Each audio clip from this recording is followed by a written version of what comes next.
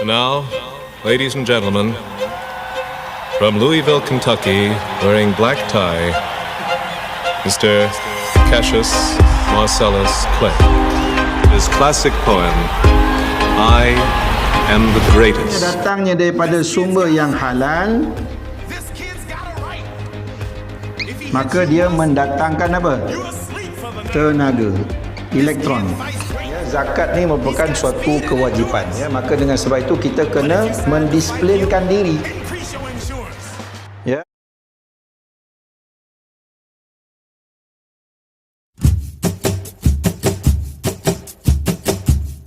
Assalamualaikum warahmatullahi wabarakatuh. Bertemu lagi bersama saya Muhammad Khairi Anwar bin Muhammad Wafa, Mudir Mahat Tahfiz Ad-Dirasah. Dalam siri kita kali ini, siri yang ke-8, Sihat Melalui Syariat. InsyaAllah pada hari ini kita akan bersama-sama berkongsi, ya, rahsia zakat, ya, dalam kehidupan kita ni. Ya, sebenarnya rahsia zakat ni adalah merujuk kepada rahsia apa? Disiplin hidup.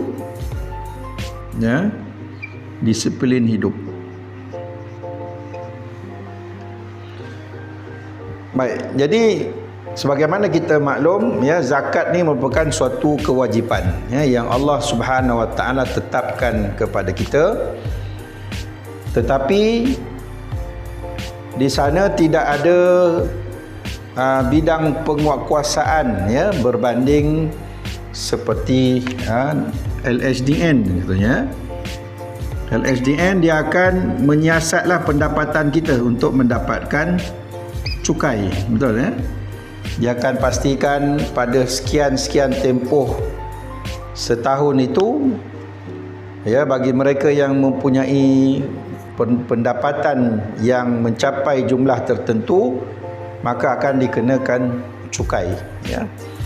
Tetapi di dalam negara kita ni, zakat ni, walaupun kita ada pusat pungutan zakat, tetapi sebenarnya tiada penguatkuasaan.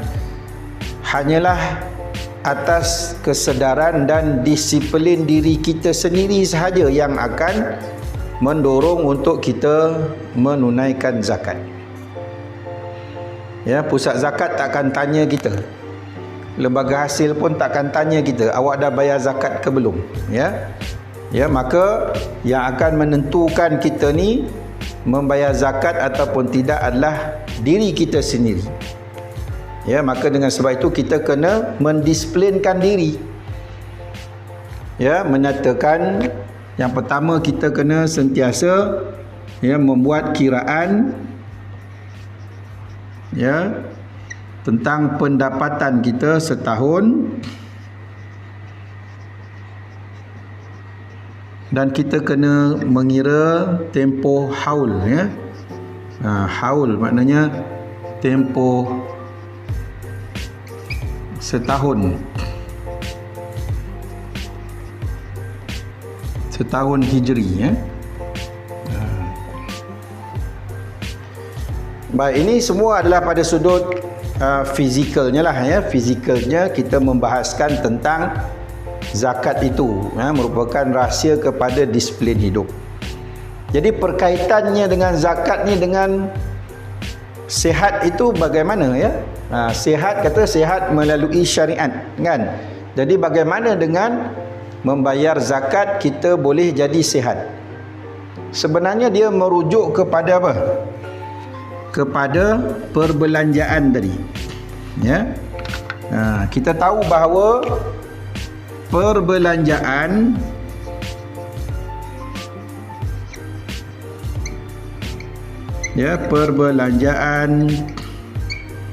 dan sebelum itu ialah pendapatan, betul tak?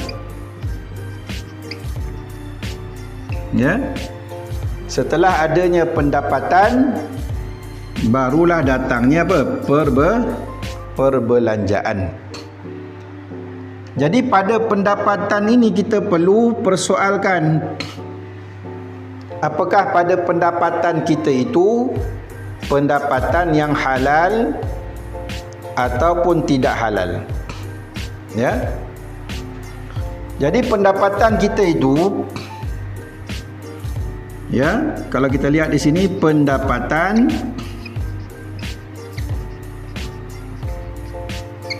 sekiranya datangnya daripada sumber yang halal, maka dia mendatangkan apa? Tenaga, elektron. Ya, tenaga. Jika pendapatan itu datangnya daripada yang haram, maka dia bersifat proton, ya, bersifat jasad, ya, bersifat jasad yang lebih membawa kepada keduniaan, ya, keduniaan. Ini tenaga membawa kepada akhirat. Ya. Contohnya bagaimana?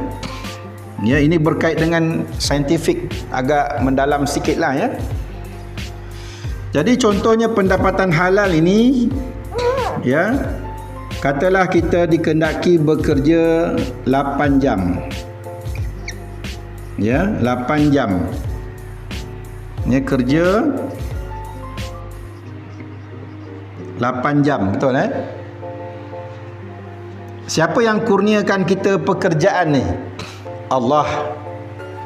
Allah yang memberi rezeki, dia yang mentakdirkan kita ini dapat bekerja dalam satu-satu bidang. Contohnya kita berniaga lah, kita berniaga. Ya, ataupun kita bekerja tadi, ya, berniaga ataupun bekerja, katalah dengan tempoh 8 jam tadi, ya. Berniaga ni tak kira lah, ya. Jadi ataupun bekerja 8 jam ataupun berniaga.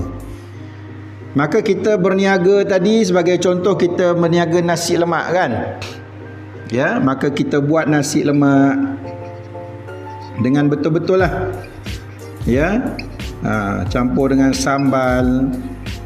Mana kita buat dengan ikhlas, dengan betul.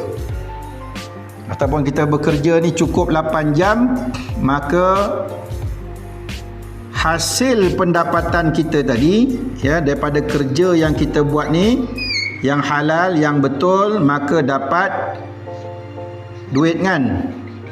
Katalah dapat RM1,000 dengan cara yang halal, ya, dengan cara yang halal. Maka pada sudut fiziknya, ilmu fiziknya, maka duit kita ni adalah bersifat molekul.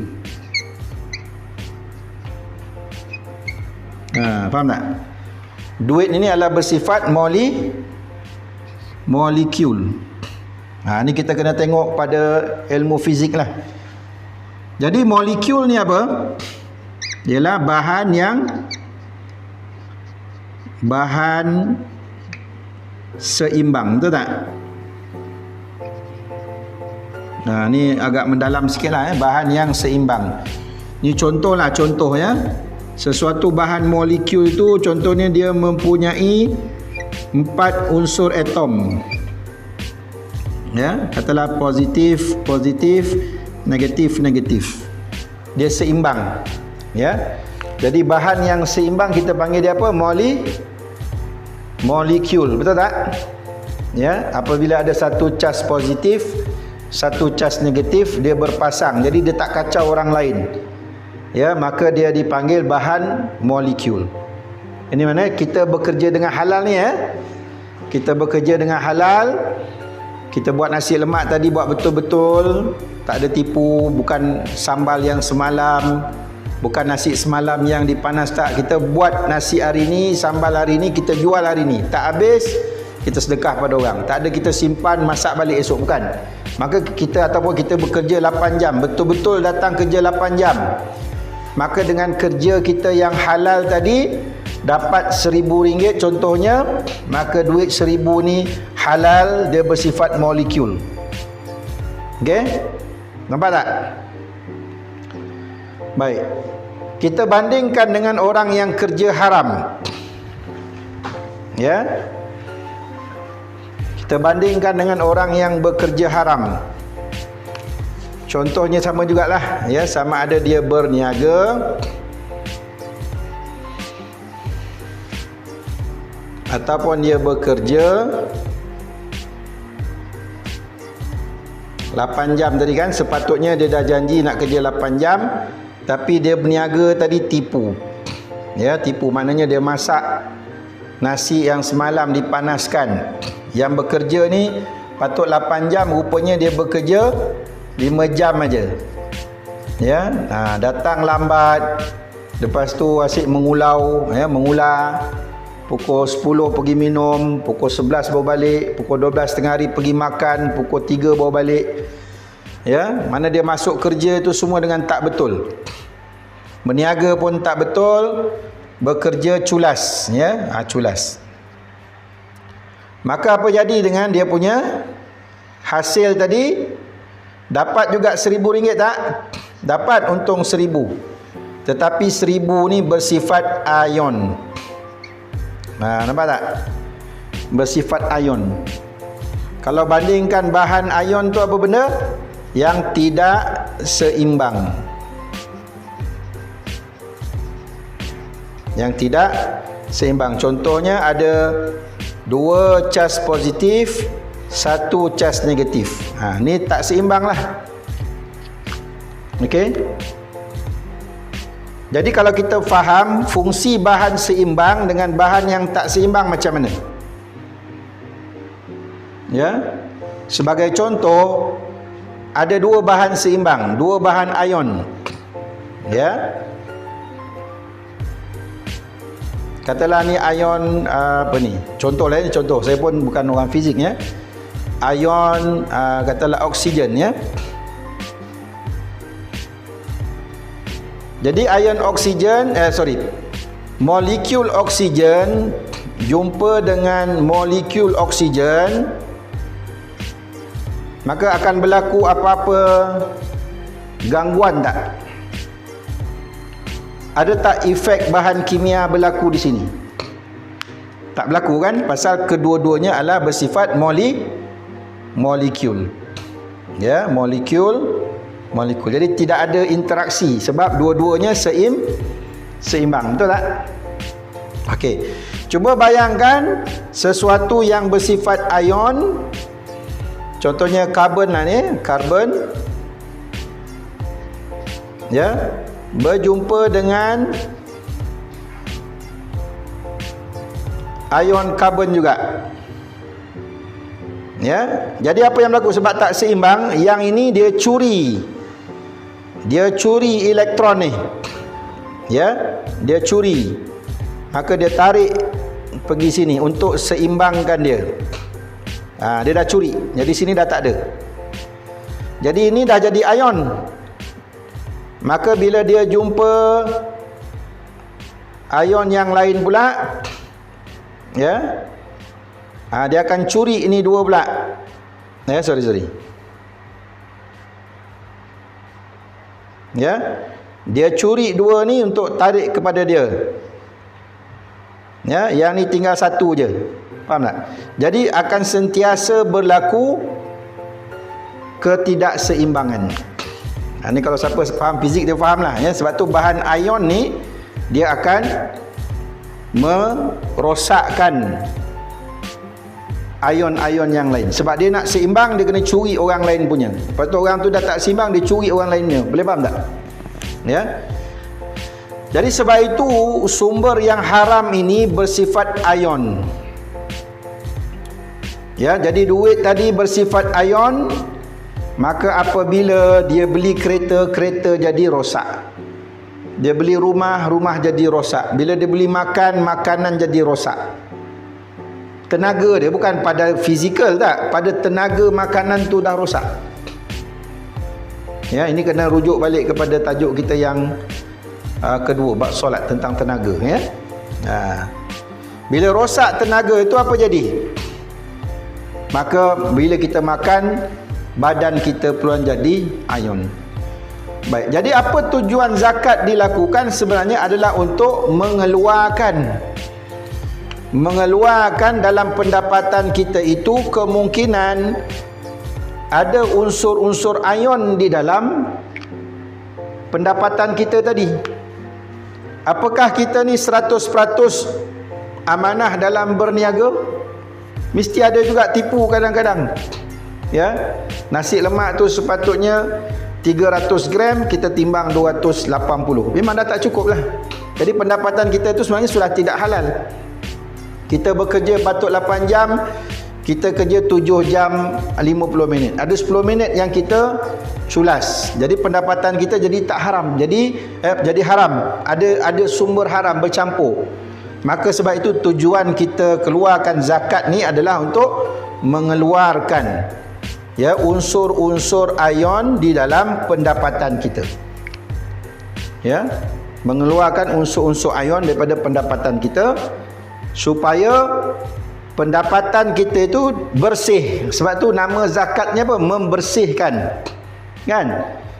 Kalau kita fikir nak bersihkan apa, duit tu bukan ada kotor, tidak apa kan? Tidak ada kekotoran pun pada duit tu. Sebenarnya bukan pada fizikal duit.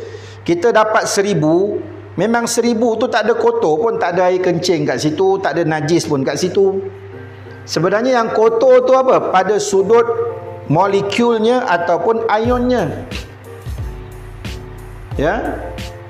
Sebab itu dengan kita keluarkan, kita buangkan, istilah kata daripada pendapatan kita itu, ya, 2.5% daripada duit kita itu sebenarnya kita mengeluarkan bahagian-bahagian yang ion, yang kemungkinan ada yang tak jujur kita beroleh pendapatan tadi, maka kita bersihkan. Ya, kita bersihkan, kita keluarkan. Jadi menyebabkan hasil yang ada dalam poket kita, pendapatan kita semuanya bersih, bersifat molekul. Maka yang kita belanja untuk anak, untuk isteri itu, maka semuanya jadi berkat. Itu yang panggil berkat tadi. Ya, hilang berkat tu mana? Banyak ion dalam tu. Duit 1,000 tapi boleh berbelanja macam RM100 saja. Nampak tak? Kan ada orang yang gajinya 1,000 tapi duit habis, apa pun tak beli. Ya, tak ada beli apa-apa sangat tapi duit pun habis. Ada orang yang gajinya 1,000, anaknya 10 orang contohnya, boleh cukup makan semua. Ya, boleh belajar dengan sempurna. Itu yang kita panggil apa? Barakah, berkat. Ya, karena bila ada keberkatan mungkin Allah tambahkan lagi. La in syakartum la azidannakum, kan? Bila kamu bersyukur kami tambahkan lagi. Tambahkan apa? Tambah berkat. Tambah berkat tu apa? Tambah molekul dia. Tambah power dia pada rezeki tadi, walaupun nilainya 1,000 pada angkanya, tetapi dia boleh berbelanja macam orang ada RM3,000. Nampak tak? Itulah namanya berkat. Ya, jadi ini nak dijelaskan secara fiziknya begitulah. Sebab itu dengan zakat sebenarnya kita mengeluarkan kotoran-kotoran daripada pendapatan kita, bukan kotoran fizikal tetapi kotoran pada sudut tenaga yang tersembunyi di dalam pendapatan kita itu, yang bersifat apa? Perkara-perkara haram daripada kita punya kerja tadi, mungkin ada sedikit sebanyak, maka dengan itu dibersihkan melalui amalan zakat. Ya. Jadi sebab itu kita kena berdisiplin dalam zakat ni. Kita kena kira tempoh haulnya, kena kira duit kita di dalam bank setiap tahun cukupkah dia punya nisab. Ya, kiraan ni pendapatan dipanggil nisab. Ya, kena kira nisab dan kena kira haul. Siapa yang nak buat tu? Kita sendiri. Ya, kita sendiri. Maka sebab tu dia dipanggil sebagai disiplin dalam hidup. Ya, di samping itu kalau kita pecahkan lagi, ada beberapa lagi yang berkait dengan disiplin hidup. Antaranya yang pertama ialah 4 sifat utama. Ini agak panjang lah kalau nak dibahaskan. Ya, mungkin ada masa lain kita akan bincang. Yang kedua tentang cinta ilmu. Kita kena berdisiplin belajar ataupun baca buku sekurang-kurangnya dalam tempoh 40 hari kena belajar satu kali, kena baca buku. Ya, yang ketiga, ya, kena ada pola tidur. Ya, mana tidur yang teratur masanya. Yang keempat, berkaitan dengan perbelanjaan. Ya, ini kita dah ceritalah secara tidak langsung. Bukan perbelanjaan ni pun ada lagi pecahan dia. Yang pertama ialah nafkah. Ya, yang kedua zakat yang kita ceritakan tadi. Yang keempat sedekah. Ya. Dan yang keempat infak. Ya, ini semua nak dibahaskan panjang, ya, panjang tiap-tiap satu. Tetapi asasnya itulah. Ya, secara konsepnya zakat ni adalah rahsia disiplin hidup yang berkaitan dengan perbelanjaan kita, yang kita ni bekerja. Sudah pasti ada sikit sebanyak unsur yang tidak halal masuk daripada pendapatan kita, maka kita bersihkan unsur kotor itu pada sudut tenaga, ya, bukan pada sudut duit dia. Duit tetap 1000. Tetapi ada duit-duit yang bersifat ion di dalam tu, yang kita tak jujur dalam pekerjaan kita, maka kena keluarkan supaya bersih, ya, pendapatan kita. Maka kita makan minum akan mendapat tenaga dan kebaikan. Ya, jadi mudah-mudahan dapat kita sama-sama fahami bagaimanakah rahsia zakat adalah merupakan rahsia kepada disiplin dalam hidup kita. Ya, wallahu alam. Sekian dulu. InsyaAllah kita akan sambung lagi dalam siri yang berikutnya berkaitan dengan rahsia haji dan umrah.